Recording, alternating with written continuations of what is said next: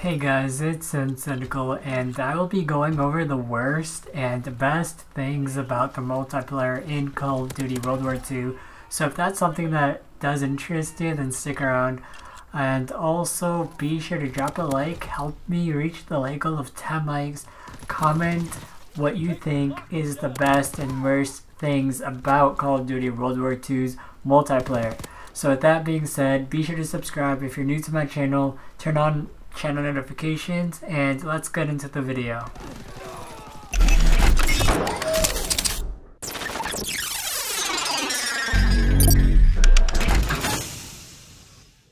So I'll start off with the worst things in Call of Duty World War II's multiplayer. So the first thing that really does stand out to me is the basic training called espionage, and what this does is basically gives you full visibility of anyone you damage with a hit marker, either from your gun or an explosion you've created.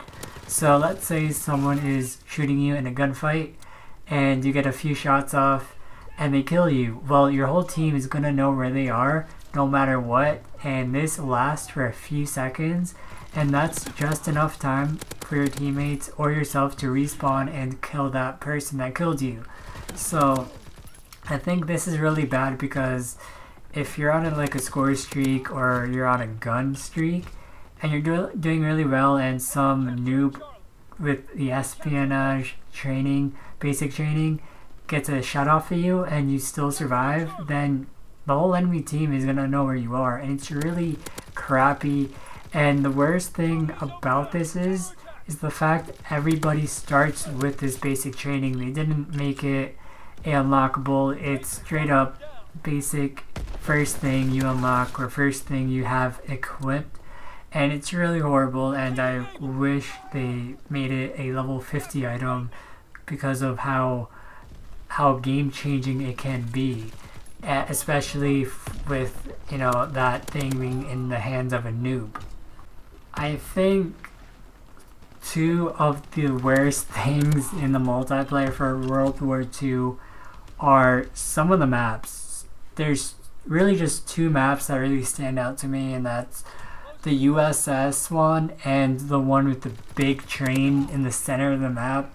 And the problem with these two maps is the fact that the main focus is controlling the mid map, and mainly for the train map, the outside, the exterior portions of the map is completely exposed, completely open, making whoever is in control of the center has all the visibility of the map, and they can control the entire map just by controlling the center of the map. And with the USS, the problem with that map is the spawn trapping. The spawn trapping is so bad in that map that there is going to be matches in that map where you cannot even enter the center of the map, or you can't even go to the opposite side unless the spawn flipped, and that's a big issue, and I'm not sure why they made that a thing in World War II. Like, they really gotta fix the map or just take the map out, change it completely. It's a really bad map, and I know some people like the map, but I really think it's one of the worst things in World War II multiplayer. And if you think it's a good map, let me know. Let me know what you think about the map. I know some people find it an easy map. I find it really difficult, especially when you're playing with randoms and have no communication. So the next thing that I think is one of the worst things about Call of Duty, well, all the recent multiplayers starting from Advanced Warfare to World War II.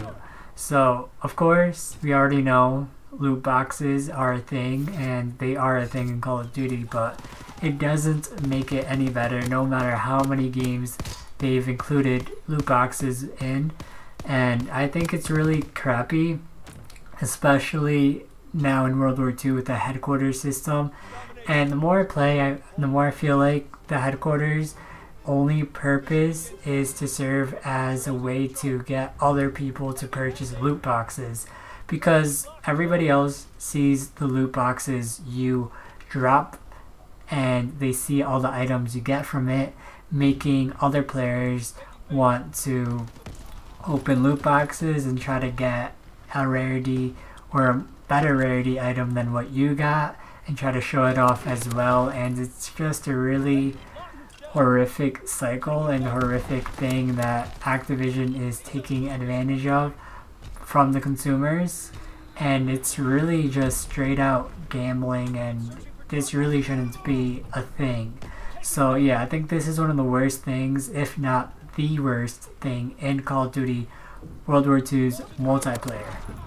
Another thing that I strangely find really bad is that there's no jetpacks or double jumping in World War II. And this is also a good thing, and I will explain why later on in this video. But basically, if you're used to the previous Call of Duties where there's double jumping and jetpacks and, you know, gliding around, like in Black Ops 3 Advanced Warfare and Infinite Warfare, then going strictly boots on the ground is really going to throw you off. And I think that's really bad, but it just, you know, makes it more harder to, you know, get over campers, get around corners, and make yourself a harder target. And this really makes you more exposed when you can only stay on the ground. And I know there is still jump shotting and drop shotting, but they don't really help as much as double jumping. So I really think this is a bad thing for those players that are used to double jumping. Even if it's not from Call of Duty, you could be a Halo player and still be used to double jumping, or, you know, another FPS or third-person shooter game that has double jumping. So enough about the bad and the worst parts of the multiplayer in World War II. So now we'll be talking about the best parts of it. And like I said previously, the ability of double jumping no longer being in the game is also a good thing, because for one, it's refreshing. It's something we haven't had in Call of Duty for a few years, and it's something that was greatly missed. And I really think this is going to bring some excitement back to Call of Duty, especially now that it's more like back in time instead of futuristic sci-fi that everybody's sick of, including myself. So I think going back to boots on the ground was a good thing as well, and it's great for those people who want something new, something different, especially for more current generation gamers that haven't really experienced boots on the ground previous to Advanced Warfare. So another good thing that they've added for multiplayer that I think is really good, that's one of the best features in the game, is, no, I'm not going to say headquarters, it's going to be the divisions and the create a class system. They completely revamped it compared to last year, and I think they took some inspiration from Black Ops 1, where you can purchase your weapons and equipment instead of having to wait to unlock the item you want.